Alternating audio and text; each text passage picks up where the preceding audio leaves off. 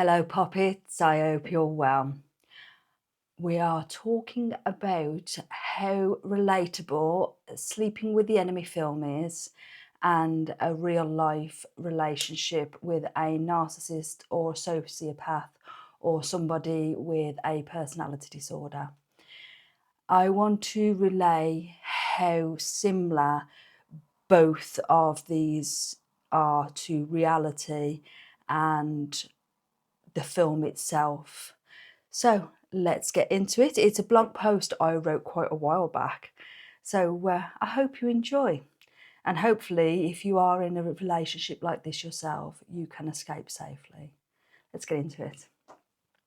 So, a relationship with a narcissist, when your reality is a nightmare, it's just a psychological thriller, right? Life imitates art. What does it mean when you're actually sleeping with the enemy? It actually means that it's being forced to live unwillingly in an abusive or repugnant environment, or cooperating out of necessity because you can't do anything else. And it's with somebody who's actually not trustworthy in everything that they do in everyday life. Sleeping with the Enemy is an American psychological thriller, which you've probably seen. If you haven't, I highly recommend it. And it's just work fiction, right? Truth is stranger than fiction. When it comes to movies especially, but sometimes one just resonates and it just hits you straight in the heart, and it shudders, it sends cold shudders down you of how realistic it can actually be. So, marriage is the only war which you sleep with the enemy. That is a Mexican proverb. If we had the one misfortune of an abusive marriage, we have this feeling deep within our bones. And all too well, we watch films like Sleeping with the Enemy. And also, I'll just add in Gerald's Game is another one that's absolutely fantastic. I'll cover that another time. We can perfectly understand the dynamic and the demoralisation of the situation, wondering how the hell you found yourself in this situation. But it's also baffling how the hell you will escape. The writer and the directors of this movie and the producers, they had it spot on. They'd got a very good perception and they knew exactly how it felt to be in an abusive relationship, unfortunately. Just like the character Laura, we are literally and metaphorically stuck between the devil and the deep blue sea. And she's so desperate to escape. And she's willing literally to risk her own life and actually doesn't care if she lives or dies. And this is the situation that we get ourselves in. This is just how far that we will go to escape these prison guards. We're actually come to a point where death would just be a much easier option and battling to escape. The movie is a great glimpse into these monsters' minds and how they actually work. They're like living with prison guards, and literally the devil himself, it's literally evil incarnate. Believe me, I've seen it. I've looked into people's eyes and I've seen demons. And you might think, oh, don't be so stupid. Really, I've literally squared up to evil in the face. So we're just waiting for our fate or our punishment, what will come next. And yes, they can be male or female. Don't get thinking just because it's abuse that it can be just males. It's not. It's not reserved for that corner of the market. Women can be just as dangerous. Like, for example, Single White Female. That is spot on. And again, that's another film that I will cover later on. So, although we cannot see past what keeps us stuck, I think this movie explains it perfectly. We are stuck down a well, literally screaming, and then there's no escape and nobody around us. Martin sees the relationship status very different to Laura, and so does this other person absolutely, completely see the relationship completely different. She sees it as hell, and he sees it, that he's got this perfect life, that he's got somebody to control. They have a very twisted version and a very sick fantasy that they love to live in. They completely live in their own heads and it's all about them. Nothing else matters. It's all about them. This in turn, in the reality, is every day. It's actually a nightmare. And I'm going to give you some of the reasons that you literally cannot escape these relationships so easily. It's a complex weaving maze that is just not simple to walk away from. Someone who's never experienced one of these relationships will never, ever, ever grasp the fact of how devastatingly spirit crushing they are. So don't even come attacking me and telling me that, oh, you can just leave a relationship. You can't. So you've got covert and overt abuser. Martin is more of an overt sociopath or narcissist. He takes his anger out on her and her rage out on Laura quite willingly, and he has no remorse for it. But if you've known a covert abuser, you will know that they are so much worse. You can never explain it to someone who has never experienced it. And what's the difference between covert and overt abuse? I will do a video on it. But overt narcissism is characterised by grandioso, attention-seeking and inflated ego. Covert narcissism, on the other hand, is characterised by a more subtle form of power-seeking. The narcissist seeks to maintain a position of control over others constantly while displaying apparent humility. Thank you to Points of North website for this description. So overt narcissism, defined by a sense of grandioso, a continuous desire for admiration, arrogance, and fantasies of ultimate power and success. This is their classic type. Other types of narcissism have been described, including overt, agonistic, communal, malignant, maladaptive, and adaptive. Thank you very much to the Wealth Health website for that information.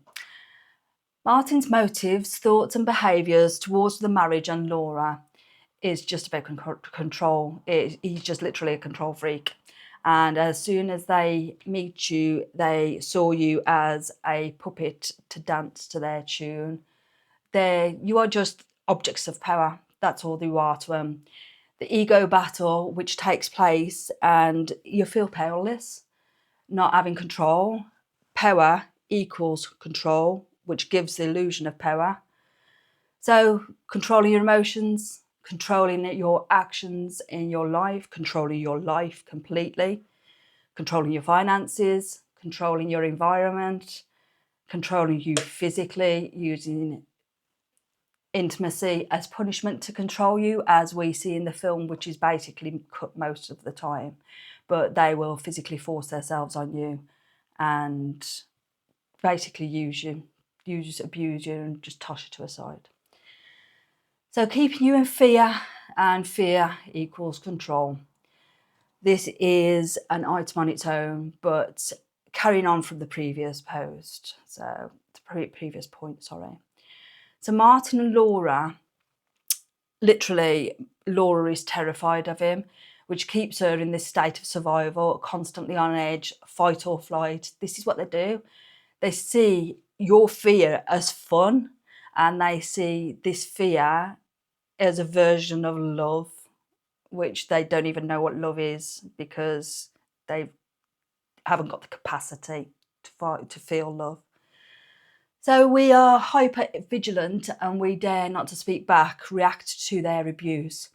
Our bodies are on overdrive, trying to literally survive every day, and every cell in our body is screaming.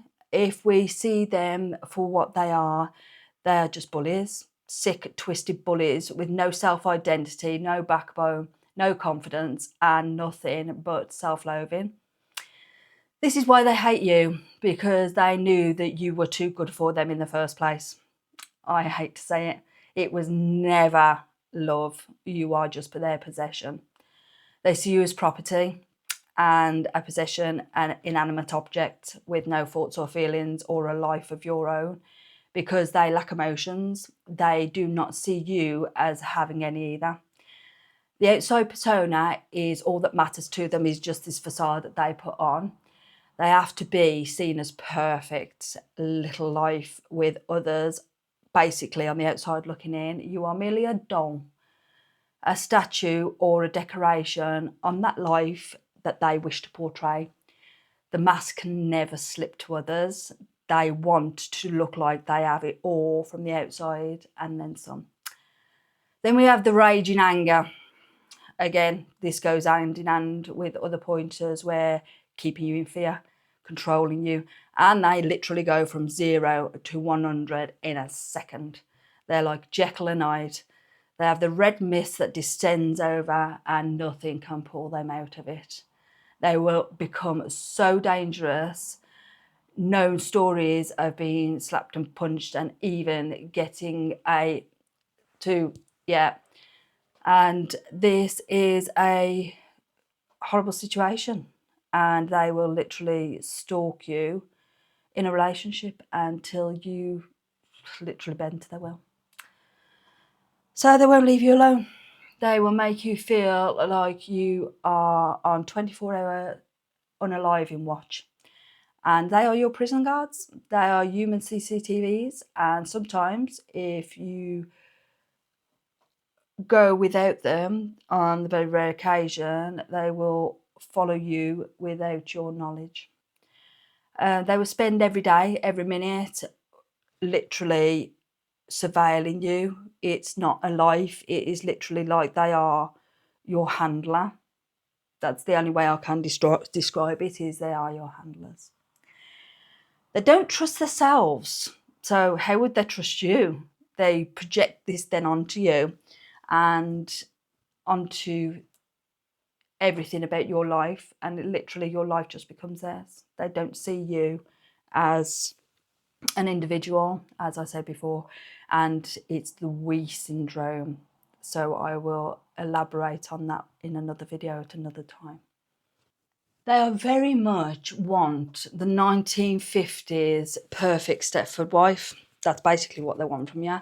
They want a robot that will bend to their will on cue. They want somebody who lacks the ability to think for themselves and has no independent thought. Everything is planned out the way they want it. We cannot show any flaws. We walk on eggshells, and all the time we do not want to upset them. We have to become perfect. And they also want somebody to seem perfect to the outside world as well. It's a Stepford wife. It's literally generally what they want from you, and it's generally used as a derogatory term for a submissive and docile wife, who seems to conform blindly to the stereotype of an old-fashioned subservient. Basically, they want a mate, and the relationship is all on their terms. Right, so their reputation is at stake as well. Looking like a loser and fear of being alone. That's basically what they do. They've got to portray the outside. That's what they've got to do. So they've got to have this reputation of being perfect and a little life around them. So anyway, the next one is they are spineless and spiteful. You'll find this with a lot of abusers out there. They are very spiteful and they will do things on purpose to wind you up, which then in turn causes reactive abuse, where the abuser picks and picks and picks at the victim or survivor, and then they will explode and get a reaction out of them. So that's what they want. It's literally like pulling legs off a spider, and the magnifying glass on the ant, and the mean bully who just loves to see people suffer, basically. They're basically parasites, and they bleed you dry. They will not stand up for you. They will not fight for you. They will quite happily see you suffer under their boot. And that's their mission. That's what they want.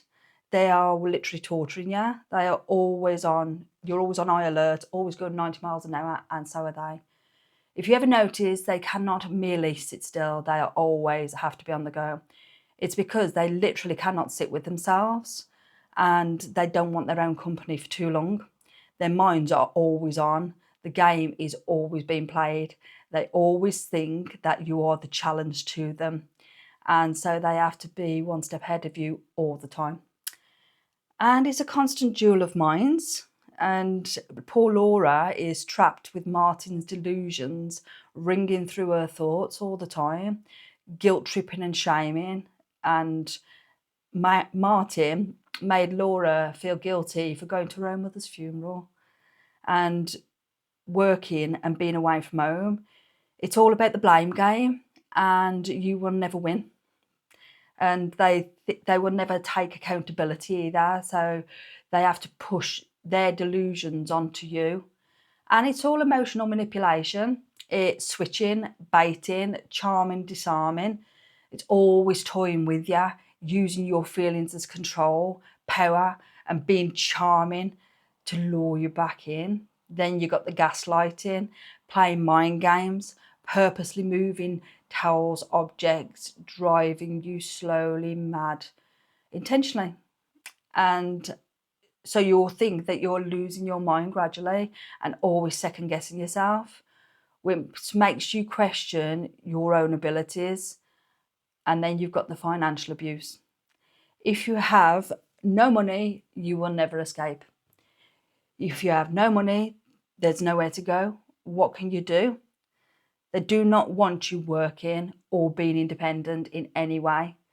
If you do earn money, it will be processed into a joint account for you to see very little of it. They are either very rich and give you pocket money, or they're always pleading poverty and you have so little money that you can barely live. And it all goes on bills and they just can't be paid. So money is a very big thing in the sociopath and narcissist world. It literally revolves around money. That's all they talk about, that's all they do, and then they'll lend it off you as well. And it's just horrible. I hate money, to be honest, because I'm just sick of it over the years. I've heard so many arguments about it. There's so much control around it. It's disgusting. And they will use it for their power, just to keep you in their trap so you can't escape. So another thing in the relationship is they infantilise you. In their eyes, you are a child, pure and simple. They will treat you like a child. They will speak to you like a child, and they will take away all your power in the relationship. You are nothing but a mere toddler and an annoyance to them. And they are very forthcoming with making it aware to you on a daily basis. They've got to make you feel this big all the time. And what does it mean, infantilization? It means to treat someone as if a person were a child, with the result that they start behaving like one. So you also get isolation from friends and family as well, which is what Martin did to Laura. He took her away from everybody and he didn't want her sharing what he was with the world. So if you have any family left, they will literally gradually shut them out and you'll have no new relationships. And you don't want to build any because you've got no trust in other people that you want in your life anyway. Any new relationships you do have, you do try and form, they will literally play them off against you. They'll spread rumours about you, they'll belittle you with jokes in front of others, and they'll publicly make up lies. They'll scare them away with threats, anger, violence, and they will make people know that you are theirs, and there's no mistake in that. Yeah, so you're just basically their property. That's all they see you as. They take us to breaking point and beyond. Another one is future faking. You can't see your life without them. They have to make plans constantly with you to make you feel like you will never be without them, which in turn makes it difficult for you to see a future for yourself without them, without escaping. So they will plant these seeds of different versions of what they can fake to you in the future. So another one is cognitive dissonance, and this plays an absolute massive part in abuse, whether it be childhood abuse or whether it be adult abuse. Cognitive dissonance is when you have two thought forms, literally it's your heart and your heart and your head screaming and fighting with each other, because you're trying to have a relationship with this person, but because you love them, but you know that what they're doing to you is so wrong.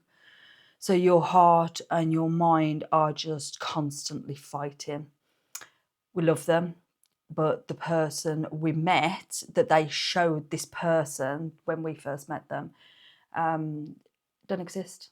It's all just a mask. They're not a real person. And we cannot see past that, because we saw this version of them at the start of it. We think this version of this person is going to come back, and they don't. You're hoping every day that that person that you saw a glimpse of at the start will return, and that's probably what happened with Laura. She saw this beautiful, handsome man that was really charming and soft and kind to her, and then when he flipped for the first time, probably, she probably couldn't believe it. It's literally shock. It's literally trauma bonding. And that's the next thing we'll go on to, is trauma bonding and codependency. So trauma bonding is a push-pull of a constant wanting to run away but wanting to stay and help. The abused actually start to defend the abusers to protect them. You'll hear it in court all the time, like the emotional manipulation. And the codependency is when we start making excuses for behaviour like that. Well, they were abused in childhood, so it gives some sort of justification, when in actual fact of the matter, it does none whatsoever. Right, over time, our brains begin to shut down and we can't cope with all the abuse. So we start to feel like we were living in a war zone, and landmines could explode at any time, at any moment. And Laura felt like this with Martin. And in turn, that leads to depression, anxiety, withdrawal from the world in general, the dreaded thought of escaping. It comes with complex post-traumatic stress disorder, depression, and you are literally fighting battles and demons every single day to try and get through life. We just literally don't want to be here anymore, because it just be so much easier, which in turn has got your lack of self-esteem and your confidence and trust in your own judgments. Bit by bit, day by day, they chip away at you without you even realising it. It's a very slow, the frog in the boiling water hazard. Have you heard that? If not, I suggest you look it up. They will comment about your appearance. They will pick away your confidence, saying you can't do something. And that was the same with Laura. It was the lack of competence to keep her house in order, the food cans turned forward, the towels on the rail every millimetre correct, and the food she cooked, and the accusations of looking at other men, and then collecting the clams. We've seen that bit on the beach. And then it come to a point where she didn't even require him anymore, because it wasn't good enough. He wanted something else. So they basically turn you into a ghost of yourself. You'll basically become a shell and worthless. You feel like your life is not worth living. And it's completely lacking the belief and the ability to trust in yourself again and your own self-judgment. It's not marriage.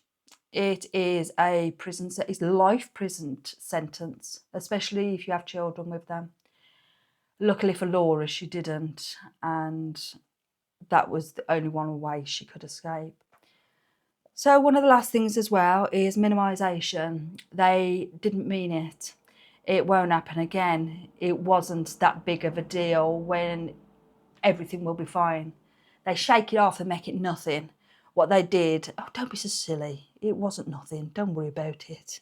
And they will leave you crying yourself to sleep while they lay there next to you, listening and peacefully nodding off, probably smirking to themselves. If you have an illness or a wound, they will say, it's not that bad, don't worry about it. You literally can't stay still and you can't be ill. And the best thing to do is get up and get out there when you're feeling ill, because you'll feel much better, which then in turn minimises your situation. Everything in your life, especially the abuse, they want it minimised. They want you a shell of the person that you are, because you're bigger than they are. Their tactics are cruel and downright bloody evil. And depending on how many years you've been with them, then determines how much of a shell of a person you actually are. And you've literally got to rebuild yourself after all this abuse. It's like Laura, she actually found the strength to leave and get her strength back and get her life back, basically. But when times are rough and you have no fight left, you're merely a ghost and you don't trust anything or anyone in life anymore. The scary thing about it is it's the trustworthiness as well. It's lying next to a person or in a house with somebody you trust to go to sleep and them not finishing you in your sleep. Trust is just not about cheating, unfortunately. And it's literally, will you wake up the next morning? And that's how scary it is. And it's hiding all their dirty little secrets from you. It's literally doing things like burning your house down with your pets in it. Sadistic, mean, nasty things that you wouldn't, a normal person's mind wouldn't even think of. They will go to any lengths with no consequences because they don't think of that. And that's another video we'll be doing later on. These people have got no consequence. They've got no conscience. So they don't think of the next thing that will come. They just do the thing in the moment. Your life's not your own. They cannot see you independent. You are not an independent person. You are an extension of them. You will not be able to live your life that you want no matter what. You won't be successful. You can strive for it as much as you want. They won't separate their life from you. So that's it. That's what you've got to remember. You're literally Siamese twins and they think that you're going to be together forever. So I think we're nearly coming to a point of wrapping this up. I can't really think of much else. But yeah, I think if you are finding yourself in a confusing situation and you don't